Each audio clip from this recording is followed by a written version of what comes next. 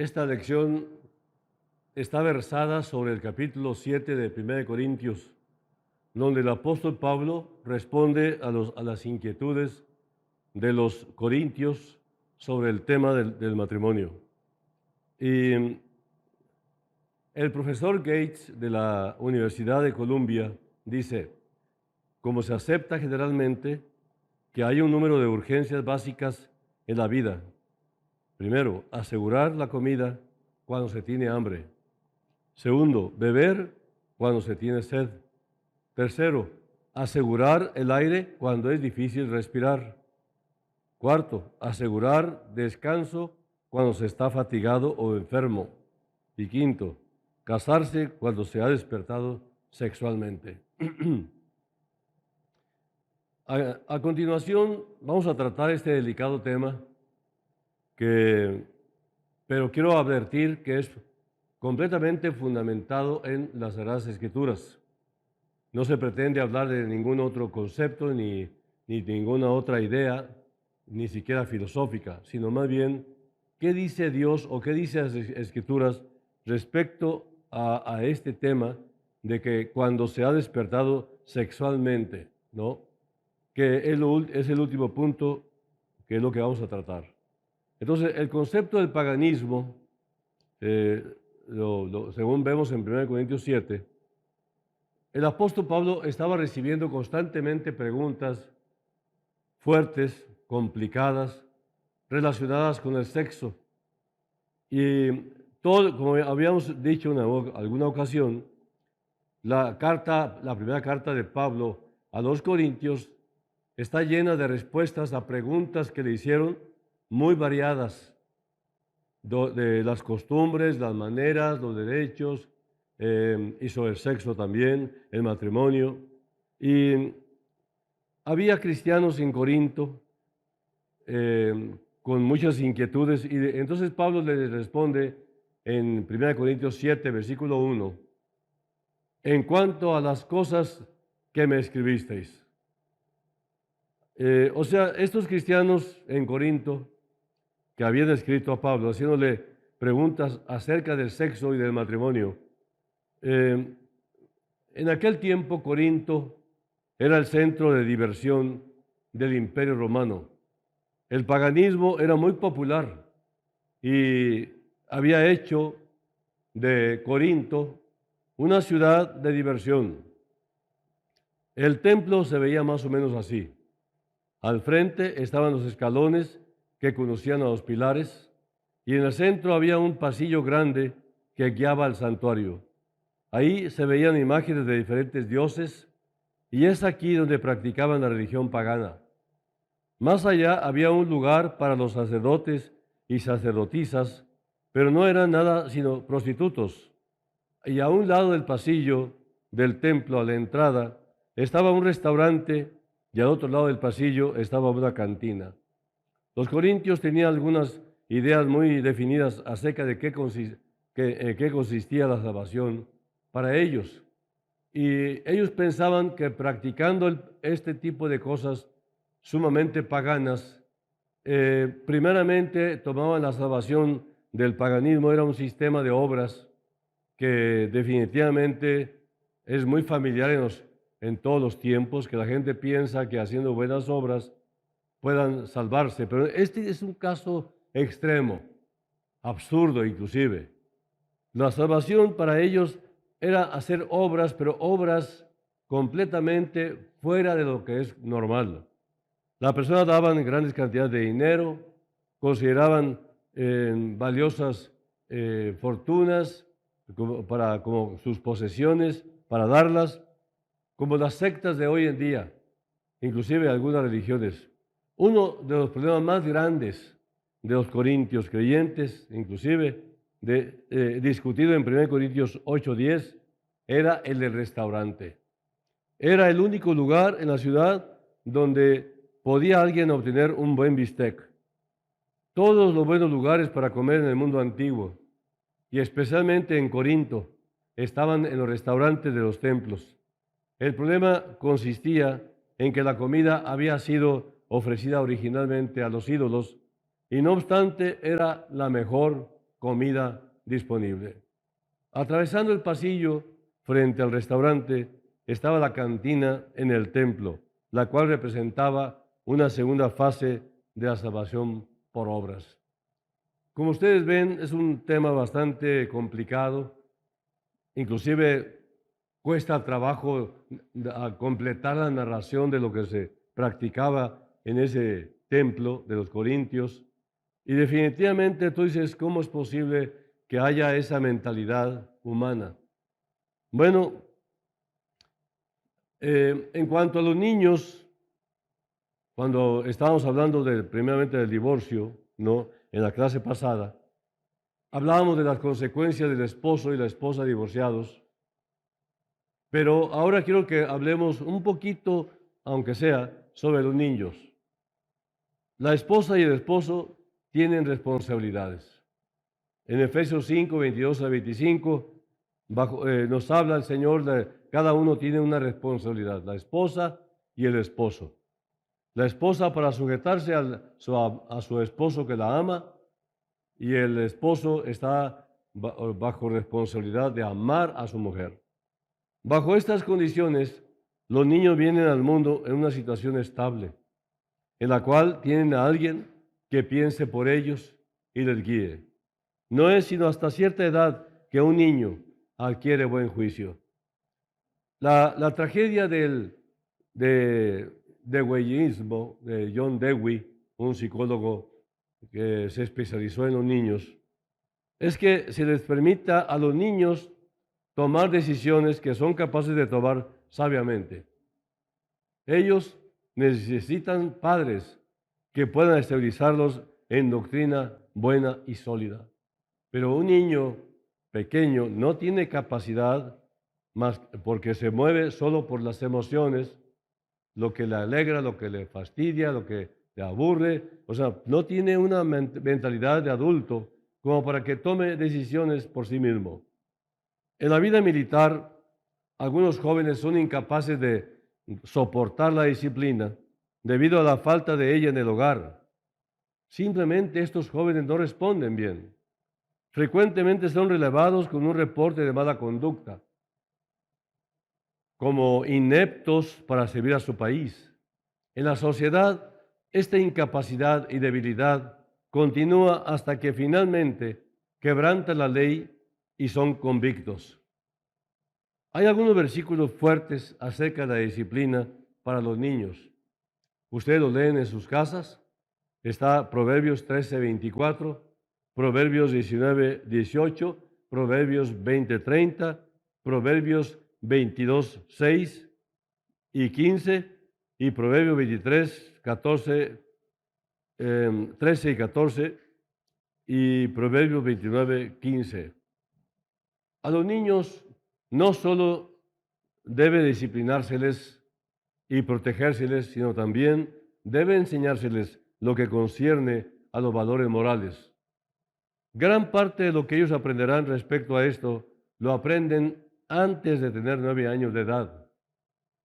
O sea, la mayor parte de los divorciados, los que viven en una forma promiscua, sucia, completamente fuera de lo normal, son, por lo regular, niños sin disciplina, que fueron niños sin disciplina.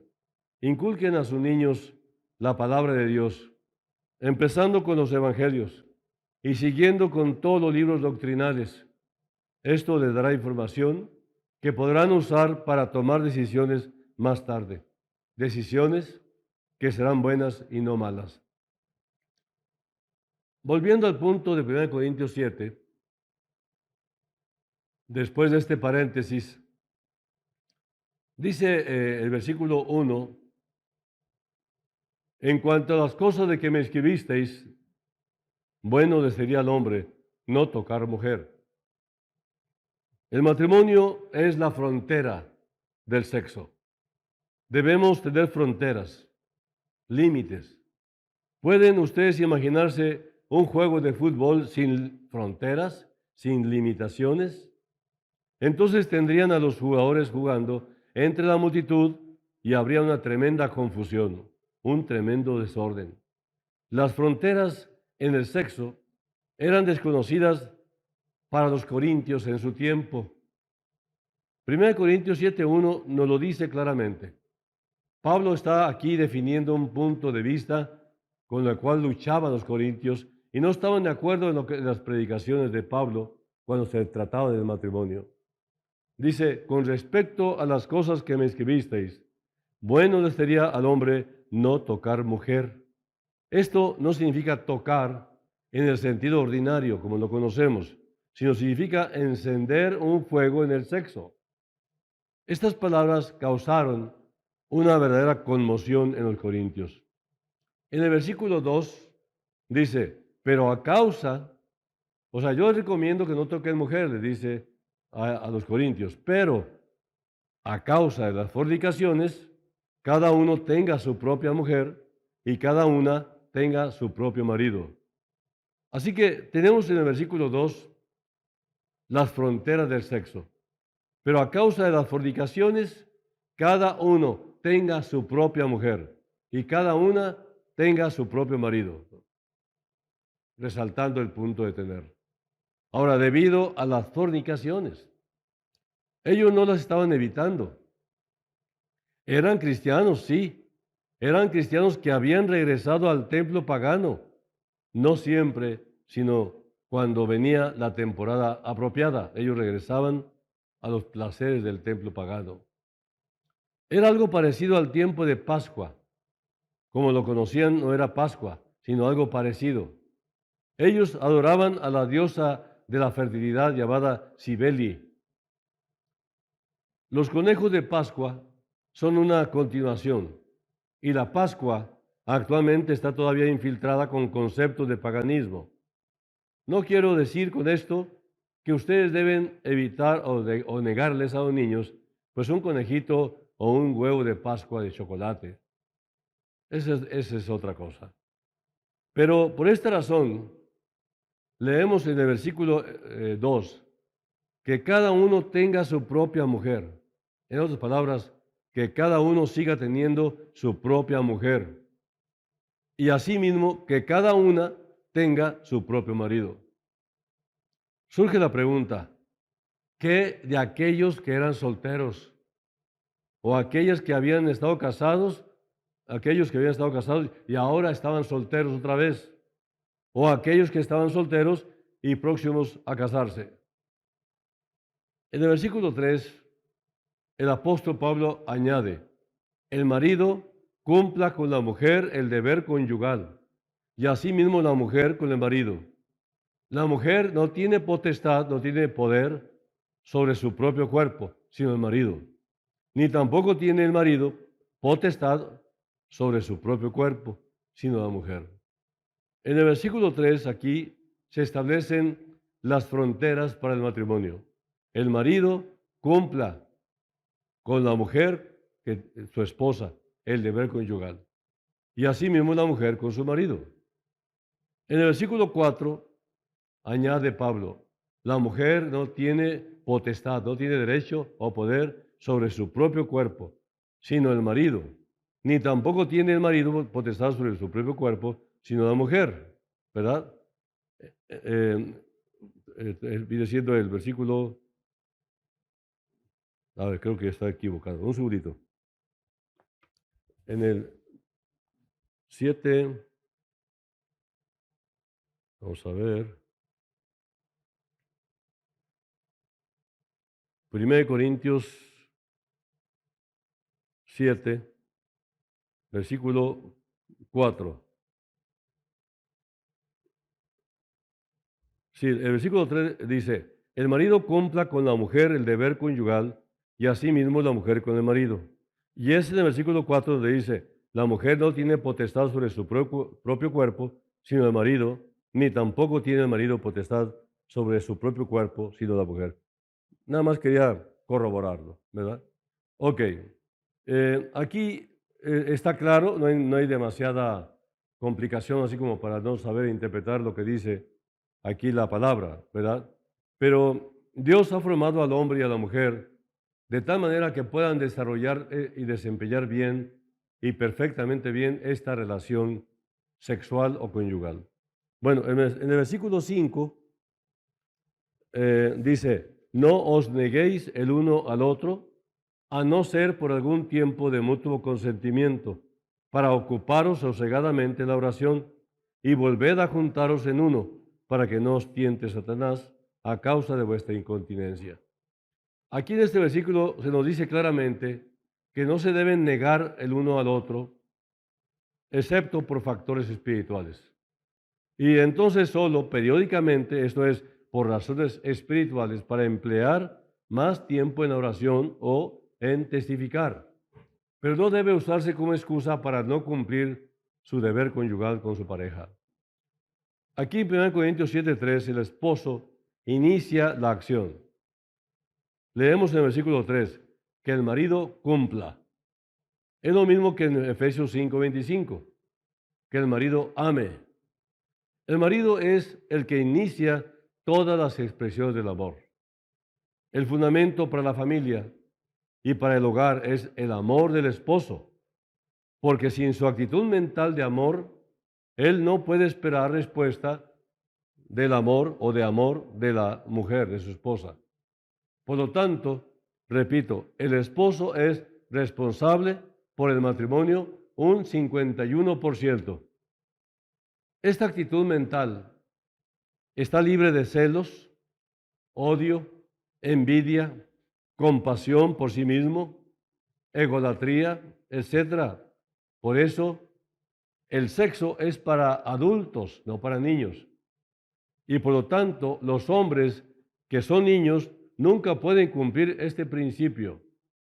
No pueden ser fieles, son emocionalmente inestables. Por ejemplo, si el esposo está celoso de su esposa, la critica en público, le menciona sus errores delante de otra gente, la intimida, después llega a casa y espera que ella cumpla la relación sexual. Ella está lastimada, mentalmente dañada inclusive.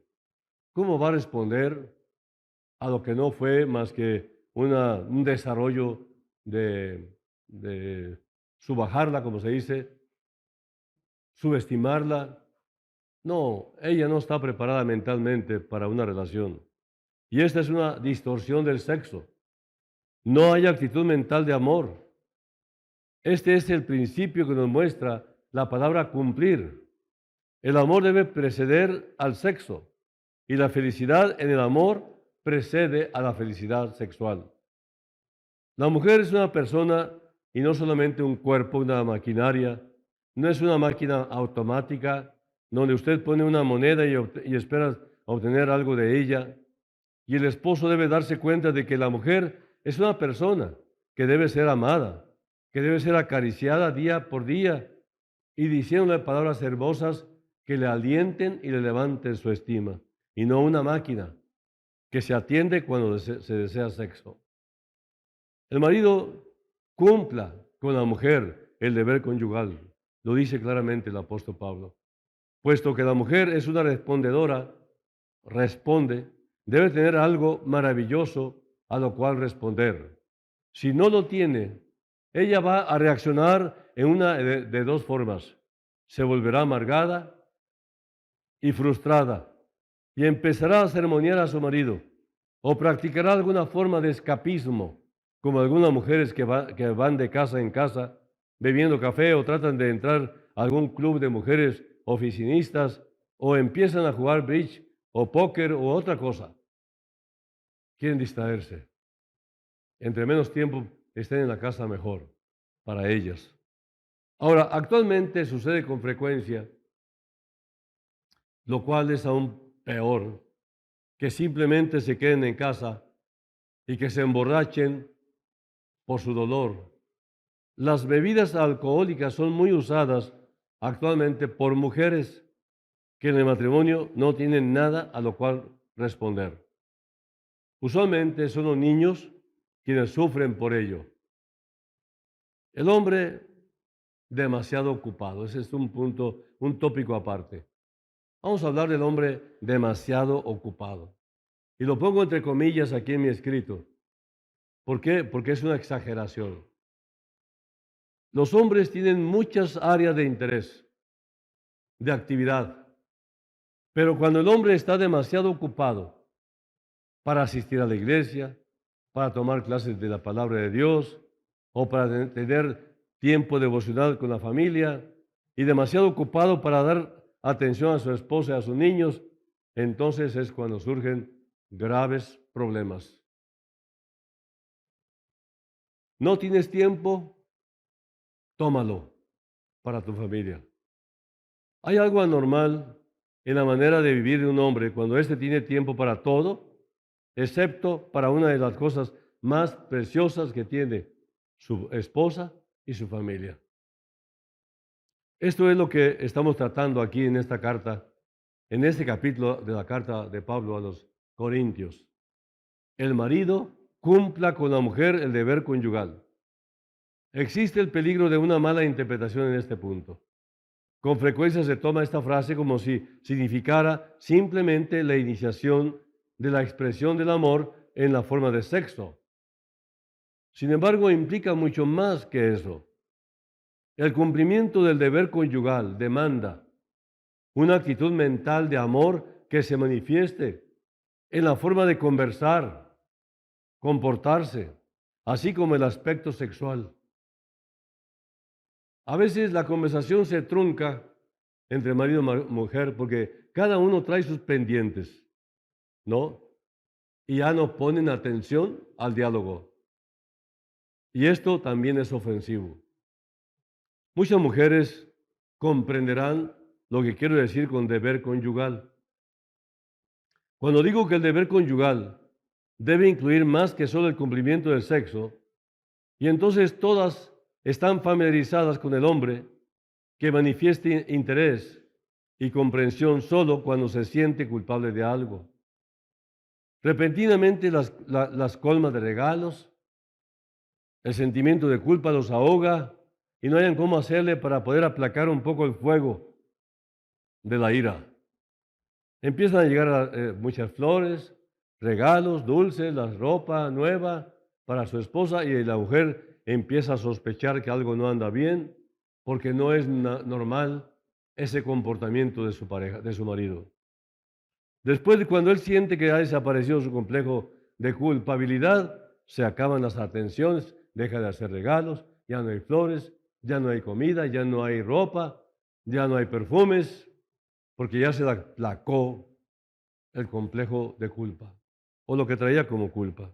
Muchas mujeres sufren esta forma de la vida. Eso no es matrimonio. Una mujer es como una flor. Digan lo que digan, la mujer es mujer y siempre será mujer. Nació mujer, vivirá como mujer y morirá como mujer. Y cuando venga el Señor Jesucristo, si esa mujer murió, va a resucitar mujer. Una mujer es como una flor, repito, que necesita la luz del sol, lluvia, atención. Ella espera ser el recipiente de algo a lo cual responder. Algunas mujeres se pasan toda la vida sin tener nada a lo cual responder, excepto asperezas, disgustos, maltratos. Por ejemplo, los maridos llegan a casa dando órdenes despóticamente, demandando sus derechos como la cabeza de la casa. Cuando quieren algo, lo demandan. Y cuando lo han obtenido, se alejan sin ni siquiera dar las gracias. Les hace sentirse muy importantes. Sí, porque es ese comportamiento del cobarde que se aprovecha de los débiles para exaltarse a sí mismo, porque afuera de su hogar recibió una paliza. Lo pusieron en su lugar y ahora busca vengarse. ¿Y de quién? Contra los débiles. Frecuentemente este tipo de hombre es aquel que es sermoneado constantemente en su trabajo. Su jefe le empuja de un lado a otro. Así que él a su vez llega a casa buscando una pelota que patear y esta es usualmente su esposa. Algunas veces son los niños los que reciben el puntapié. Recientemente tuve la oportunidad de tratar con algunos jóvenes y la mayoría de ellos estaban o eran demasiado jóvenes, fueron los que recibieron el último puntapié, todo ello por un fracaso en sus hogares. He platicado con muchos así, pero también he platicado con muchos matrimonios que vienen con este pasado, hombres y mujeres lastimados. Se casan para escapar de esas lastimaduras y encuentran otro calvario. Solamente la gracia de Dios hará los cambios que tanto buscas. En esta institución del hogar, que es el matrimonio, la delincuencia juvenil empieza precisamente en el hogar. No hay criminal que no haya nacido en un hogar. Aún en los hogares cristianos, comienzan cuando los padres no cumplen el deber conyugal. ¿Cómo anhelamos tener hijos que sirvan a Dios, que sean misioneros, que sean pastores, que sean maestros de la Biblia, pero no les damos la instrucción de vida? Así que imposible que aunque seamos una familia cristiana, podamos cosechar tal cosa. Todo ser humano viene de una madre y de un padre.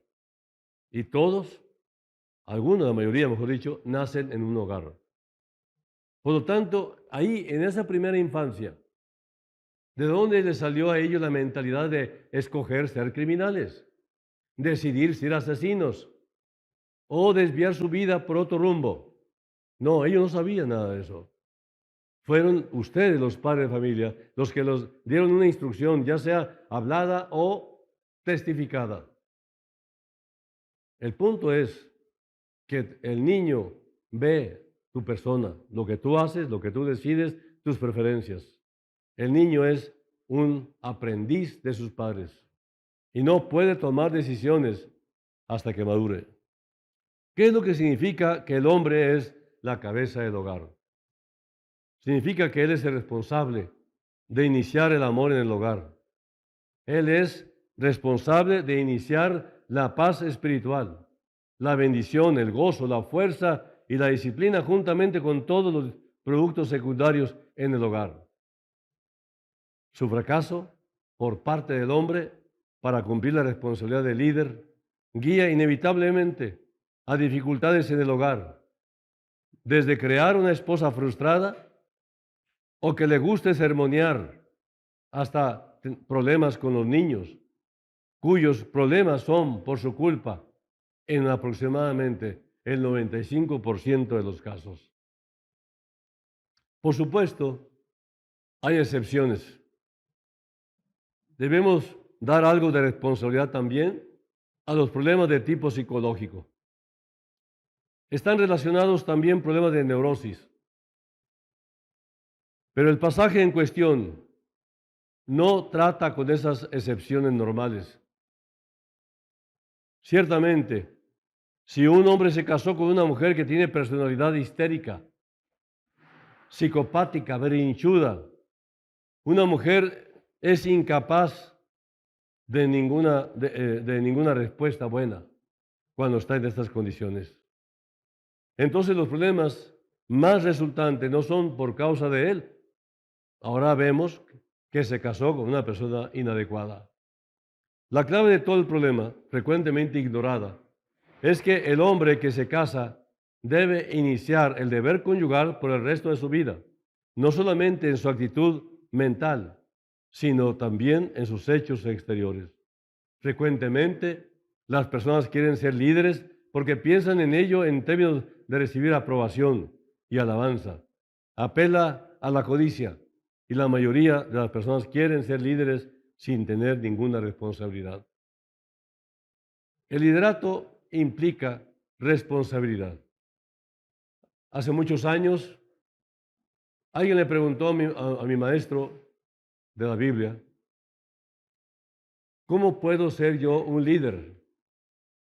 Y la respuesta fue muy sencilla. que nunca lo desees. Y no nos gustó a todos la respuesta. Pero realmente la pregunta que hizo este joven llevaba algo, como se dice por acá, jiribilla. Es decir, él quería a toda costa tener un protagonismo, lo cual fue sorprendido y le respondió, si quieres ser un líder, no lo desees, ¿no? Mejor sirve. Y entonces el Señor te exaltará a su tiempo. Entonces, igualmente hay hombres, muchos hombres, que quieren la relación sexual sin la responsabilidad que la acompaña. ¿Cuánta mujer, madre soltera, la vas a encontrar por todos lados, inclusive uno que otro hombre soltero? Porque una vez que cometen el acto que fue fuera del matrimonio, definitivamente no se pensó que estaban engendrando un alma eterna. Ese niño que nació tiene eternidad y es responsabilidad de los dos, el que engendró y la que concibió, de darle seguimiento al niño que acaba de nacer. Pero hasta en eso hay una tremenda irresponsabilidad que ni los animales lo hacen. El marido cumpla con la mujer el deber conyugal y asimismo la mujer con el marido. Nótese que la mujer se menciona en segundo término. ¿Por qué? Porque ella es la que responde. Ella es la respondedora y asimismo la mujer con el marido, dice más adelante. Y ella responde, no es la que inicia, ella es la que responde al que inició toda relación, que es el marido. Este mismo principio se aplica al hombre de negocios. El comerciante inicia, el cliente responde.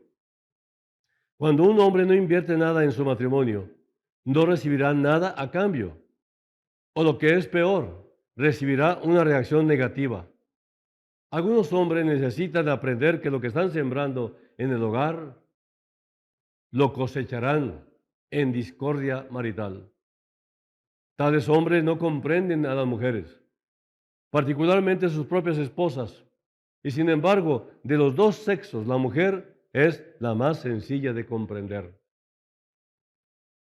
Si ustedes conocen la palabra de Dios, particularmente Génesis capítulo 2, sabrán que la mujer fue hecha para el hombre, para agradarle. La mujer no está completa nunca sin el hombre.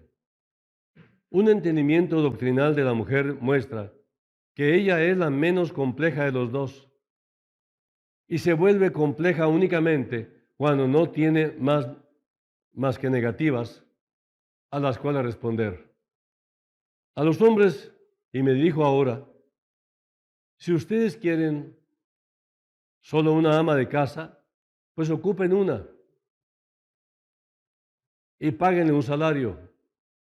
Si simplemente quieren a alguien que cocine y haga la limpieza, pues cámbiense a un departamento y ocupen a alguien que lo haga. Pero no se casen para llevar luego a su esposa a la esclavitud. Ella es tu compañera, tiene todos los derechos que Dios le otorgó para ser muy feliz contigo. Igualmente, a la inversa. Hay muchos que se lanzan al matrimonio y no tienen la idea de la responsabilidad que implica. Algunas veces no es su culpa, sus padres pueden no haberlos dado mucha enseñanza. Seamos realistas en cuanto a los problemas y la responsabilidad del matrimonio. Tenemos que estar bien, con los ojos bien abiertos para poder ver qué se requiere para que se mantenga estable el gozo y la felicidad del hogar. Así que cuando llega la primavera y golpean las olas del libido, casi no hay nada que las aplaque. Existen dos conceptos falsos sobre el versículo 3 de 1 Corintios 7. Primero, considerar el sexo únicamente como un medio para proveer una generación futura.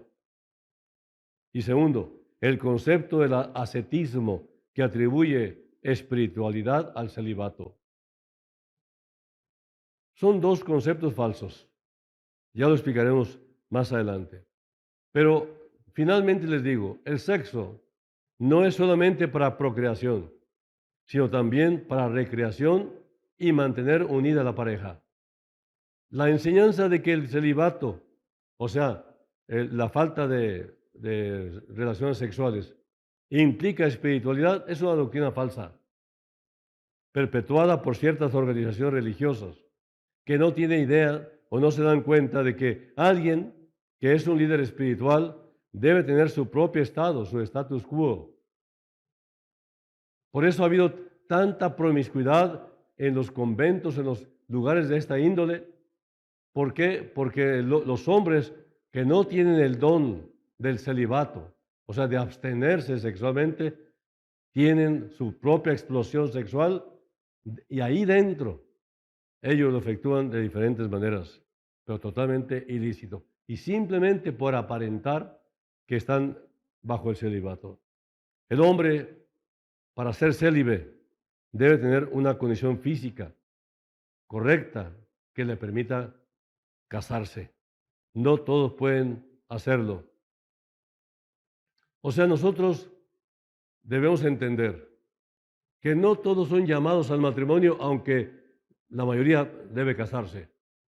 Pero hay algunas personas, hombres y mujeres, que no deben casarse porque no son llamados al matrimonio.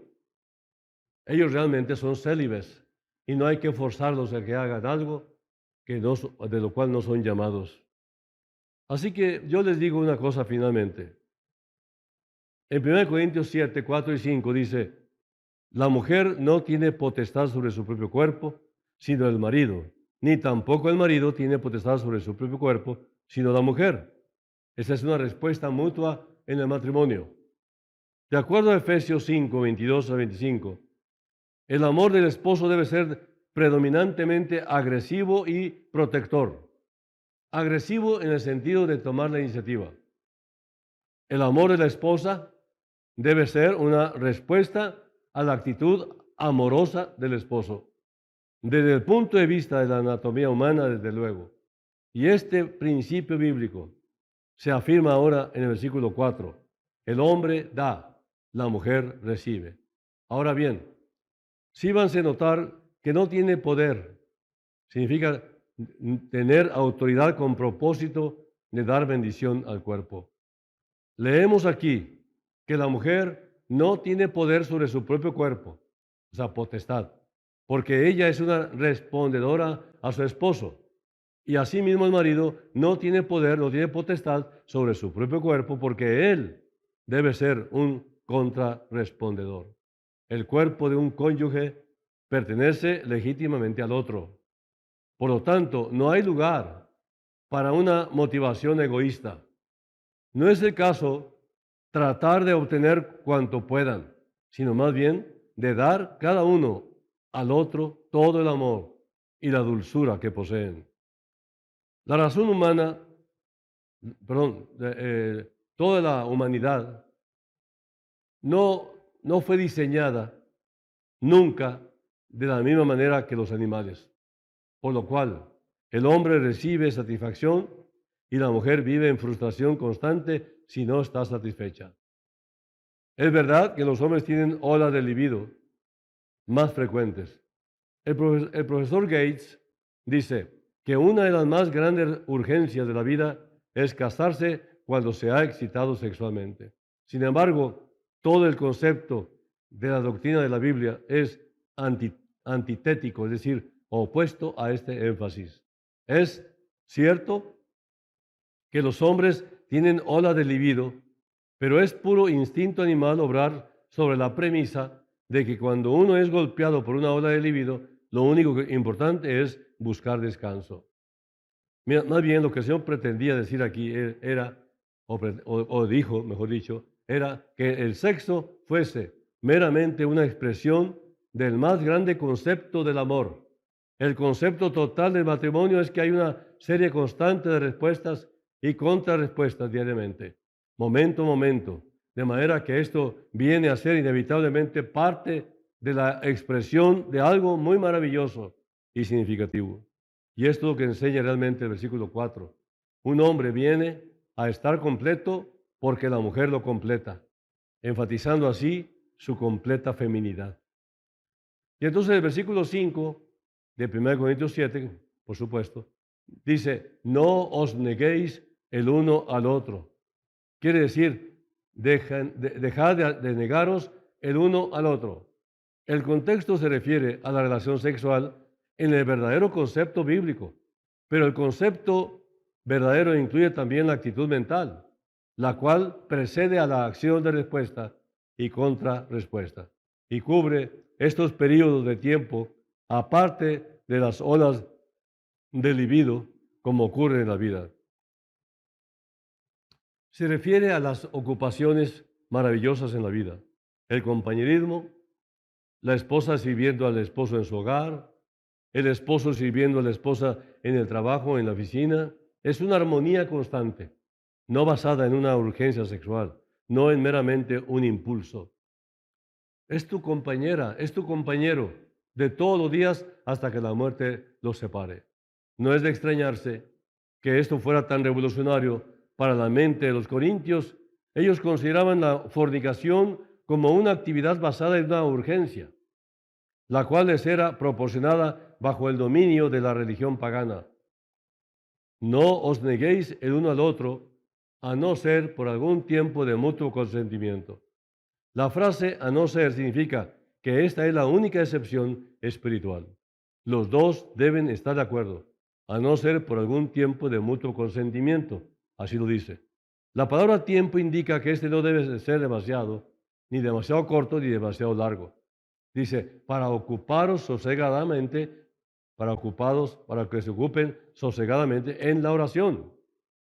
El verdadero concepto del ayuno es apartar tiempo dedicado ordinariamente a cualquier asunto normal o legítimo en la vida para estudiar la Biblia y orar. Por ejemplo, es perfectamente legítimo comer, pero tal vez ustedes quieren utilizar las 2 horas y media que usan normalmente el día para comer y dedicarlas a la oración. Y eso se considera ayuno en la Biblia. También abstenerse de televisión, abstenerse de internet, eso es ayuno, no solamente comer. Y volver a juntaros en uno. ¿Por qué? Para que no os tiente Satanás a causa de vuestra incontinencia. La palabra incontinencia significa literalmente falta de control propio. En otras palabras, las presiones de Satanás pueden eventualmente quebrantar el control de sí mismo. La estabilidad en la vida matrimonial que se desprende de los principios del versículo 5 es la base de un testimonio poderoso para el Señor Jesucristo.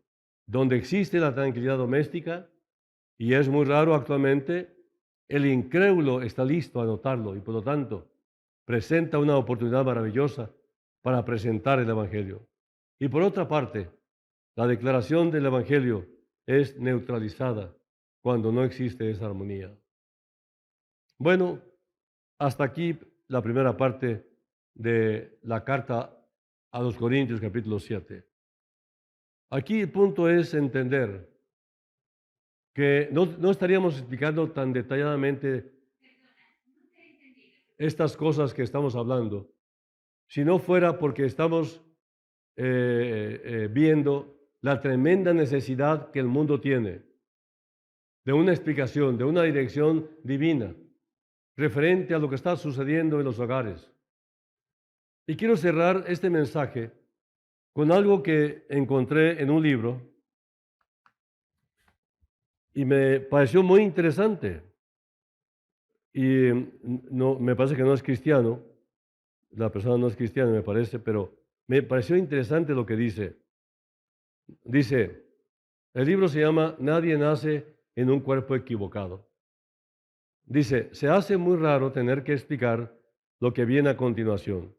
En la totalidad de las sociedades humanas, los recién nacidos son considerados de sexo femenino o de sexo masculino tras observar los órganos genitales con los que han nacido. No estamos dejando de lado a las personas intersexuales, asunto que se retomará después. Tal categorización no es el resultado de un complejo peritaje a cargo de un técnico que informa a la madre del resultado de su evaluación Y aunque en las sociedades actuales lo habitual es que sea el personal médico el que rellene la ficha oportuna con una y otra u otra categoría tras el nacimiento, este reconocimiento del sexo se ha venido realizando unánimemente en todas las épocas históricas por todos los presentes en el momento de dar a luz, dada su extrema sencillez. Así que el facultativo como el médico, como responsable del acto médico que tiene lugar, hoy en día constata el sexo del bebé que ha nacido.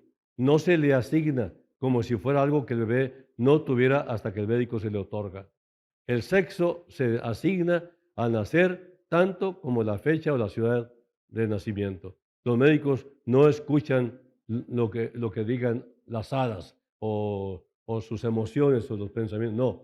Lo que están viendo, igualmente la enfermera, igualmente el papá, la mamá, inclusive la misma que acaba de parir, se dieron cuenta que es un niño o que es una niña. Bueno, es lo que dice el libro. Quiero terminar con una oración, dando gracias a Dios por esta franqueza de conocimiento que nos da la Escritura.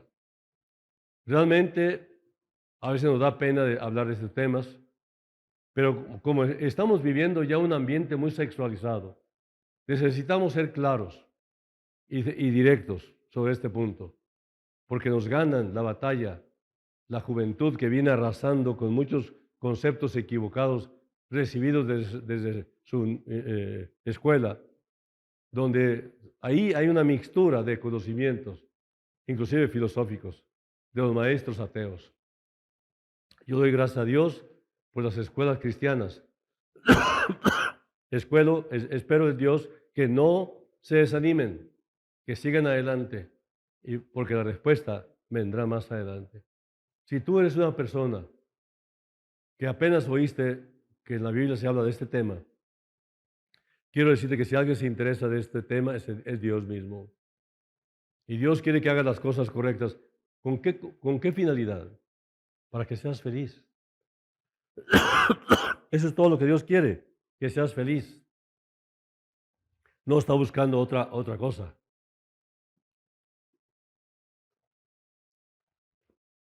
Así que yo te invito en el nombre del Señor, que le entregues totalmente tu vida al Señor y deja que Él te guíe como padre, como madre, como novio o novia, o simplemente como hombre y mujer. Deja que Dios te guíe. No es una cuestión de conceptos obligatorios religiosos. No, no, ese es un fastidio. Eso no tiene nada que ver con lo que Dios reveló. Dios quiere tratar contigo en lo personal.